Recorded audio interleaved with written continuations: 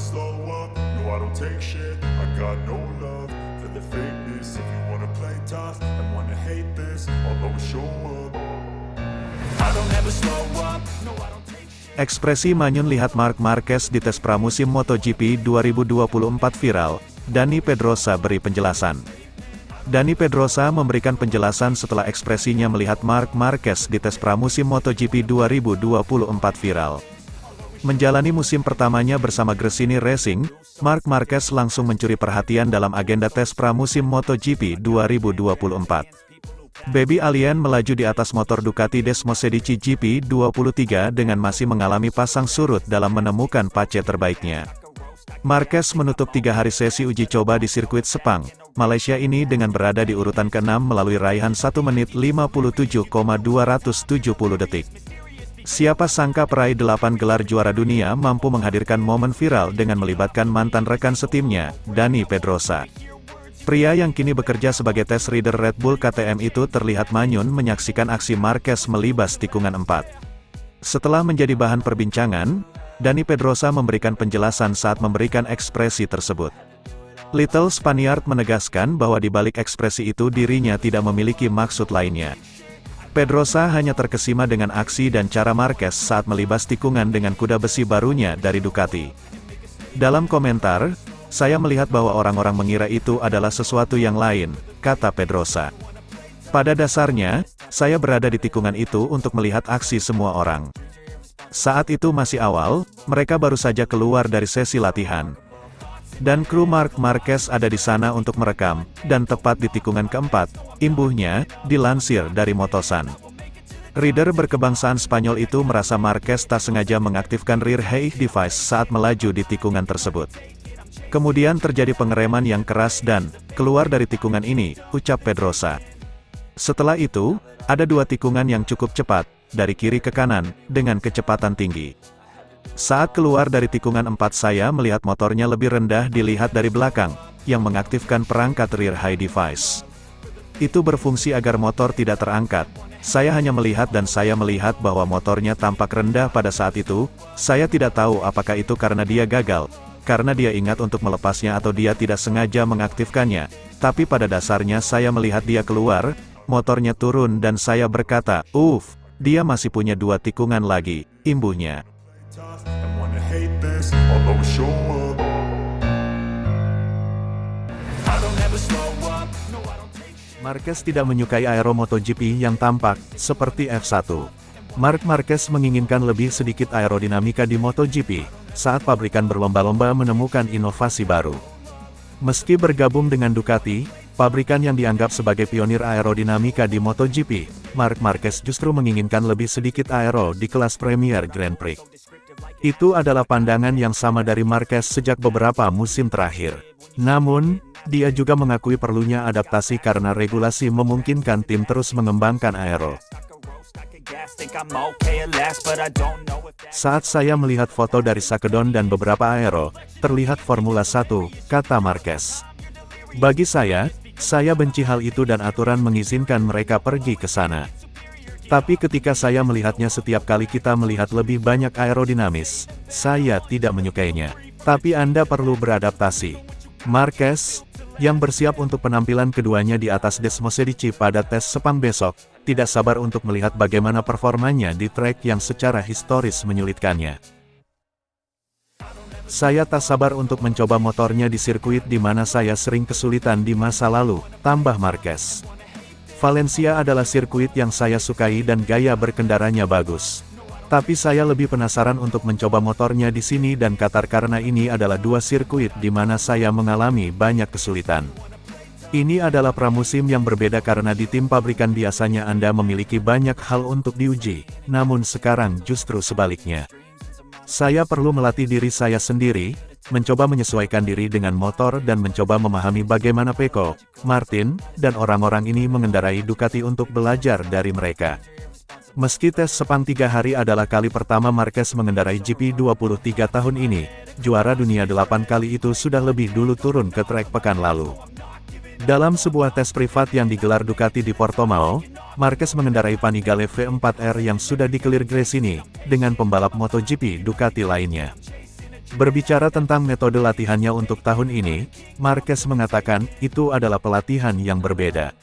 Biasanya, sejak tahun 2020 saya tidak pernah benar-benar mengendarai motor jalan raya. Saya mengendarai motocross kemudian langsung melompat ke motor MotoGP. Namun pada beberapa tahun terakhir saya tidak bisa mengendarai motocross karena lengan saya, jadi saya memakai CBR 650. Kali ini Gresini bersama Ducati mengadakan tes ini di Portimao dan berjalan baik-baik saja. Lebih untuk merasakan kecepatannya, tapi untuk meningkatkan keterampilan Anda di motor MotoGP, mereka adalah motor yang sangat berbeda.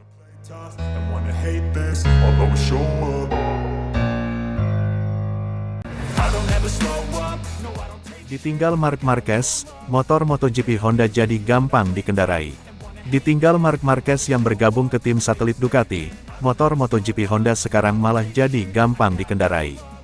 Honda RC2 1.3V memang sering dianggap motor yang sulit dikendarai oleh pembalap di arena MotoGP. Terbukti dengan banyaknya pembalap Honda yang gagal finish akibat terjatuh saat menunggang RC2 1.3V. Namun setelah ditinggal Marquez ke Ducati, nampaknya Honda semakin semangat berbenah. Pada Sakedon Tes MotoGP Sepang 2024 para pembalap Honda sudah merasakan motor terbaru Honda lebih mudah dikendarai. Saya senang karena beberapa sensasi bagus yang saya rasakan di Valencia terkonfirmasi di sini, Sepang. Saya rasa potensinya ada dan RC2 1.3V 2024 lahir dengan sangat baik, ucap Johan Zarco yang tahun ini balap untuk LCR Honda. Zarco sendiri jadi merasa senang dan tepat untuk memutuskan bergabung bersama dengan Honda di musim ini. Saya beruntung bisa bergabung dengan tim Honda sekarang. Saya mengharapkan kemajuan yang lebih lanjut, tambahnya. Selain Zarco, Takahaki Nakagami juga merasakan kemajuan yang luar biasa pada motor terbaru Honda yang ditesnya. Saya melihat beberapa kemajuan pada mesin. Sekarang lebih mudah dikendalikan. Secara umum performanya lebih baik, baik dari segi torsi maupun top speed, senang Nakagami. Luca Marini yang menggantikan posisi Marquez sebagai pembalap tim pabrikan Honda juga merasakan kemajuan yang sama. Sekarang semuanya berjalan ke arah yang benar meskipun kami masih harus bekerja di beberapa area. Butuh perbaikan pada akselerasi dan saat motor keluar tikungan, itu membutuhkan banyak traksi, tutur Marini. Di sisi lain, motor MotoGP Honda perlu pengembangan lagi untuk menambah traksi ketika akselerasi. Yang masih menjadi PR itu pada aerodinamika juga butuh perbaikan, karena kami, Honda, memiliki pengalaman yang lebih sedikit dibandingkan pabrikan lain, tandasnya. Meski sudah mendapatkan hasil positif di Sakedon Tes Sepang, para pembalap masih butuh konfirmasi pada sesi tes pramusim resmi di sirkuit yang sama. Dengan adanya para pembalap lain yang ikut tes, mereka akan tahu di mana posisi Honda berada.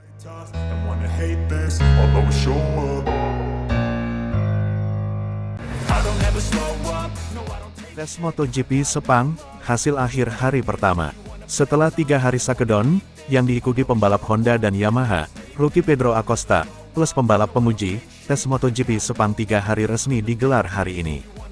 Hampir semua pembalap MotoGP 2024 turun dalam tes, kecuali Franco Morbidelli yang mengalami kecelakaan tes di Portimao. Posisinya digantikan oleh penguji Michele Pirro.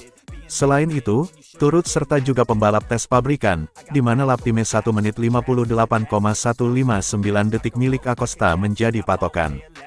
Raul Fernandez jadi pembalap tercepat pada sebagian besar jam pertama, meski pembalap Trackhouse itu dan Francisco Bagnaia terjatuh pada 15 menit awal di tempat yang sama, kemungkinan karena air yang mengendap di curb dan membuat sesi diberi bendera merah. Fernandez mengalami high side dan terjatuh dengan keras di bagian punggungnya. Merasa sakit, pembalap Spanyol itu menuju medical center untuk pemeriksaan sebelum kembali ke pit box. Sementara itu, Bagnaia dikabarkan tidak terluka setelah terjatuh di outlapnya. Pembalap pabrikan Aprilia, Maverick Vinales, kemudian menggantikan Fernandez di urutan teratas tim Sheets tepat sebelum jam 11 pagi. Namun, itu tidak bertahan lama karena runner-up gelar Jorge Martin merebut puncak tim Sheets dan terus mempertajam waktunya menjadi pukul 1.57 pada tengah hari.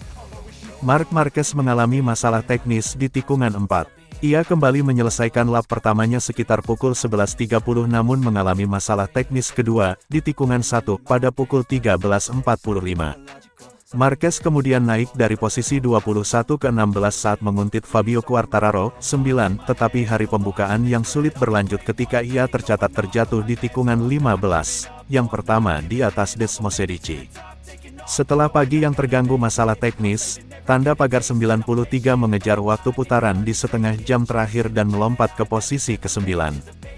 Dalam hal kecepatan tertinggi, Marini, Honda, Acosta, KTM, Martin, Ducati, dan Marc Marquez Ducati, berada di puncak daftar dengan 336,4 km per jam.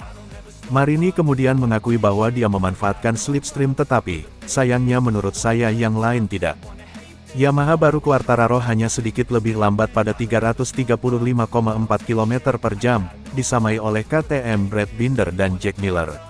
Aksi trek berlangsung dari pukul 10 pagi sampai 6 sore pada hari Selasa, Rabu, dan Kamis dengan latihan start menutup setiap harinya. If you wanna play tough and wanna hate this, I'll always show up.